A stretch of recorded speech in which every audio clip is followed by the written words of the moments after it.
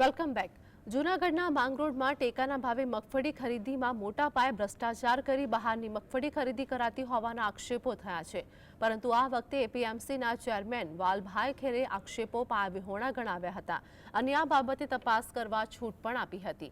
જ્યારે આ ખરીદીમાં કોંગ્રેસ ભાજપ મળી ભ્રષ્ટાચાર થતો હોવાના આક્ષેપ થતા સામે એપીએમસીના ચેરમેન દ્વારા ઉચ્ચ કક્ષાએથી તપાસ કરવા અને જો આવું થયું હોય તો આ ખરીદી બંધ કરવાની પણ ખાતરી આપી હતી.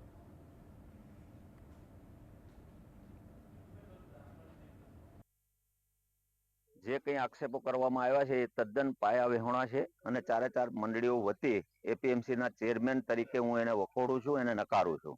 માંગોળ સેન્ટરની અંદર જે ચાર એજન્સીઓ કામ કરે છે એ ચારે ચાર એજન્સીઓ વ્યવસ્થિત કામ કરે છે અને કોઈ ખેડૂતોને અન્યાય થતો નથી. ખેડૂતોને સંતોષ મળે છે. ખેડૂતોને તમે પૂછી શકો છો, એના ઇન્ટરવ્યુ લઈ શકો છો. યુપી, એમપી અને રાજસ્થાનની માંડવી છે, કારણ કે એમાં દાણા જ નથી માંડવીમાં.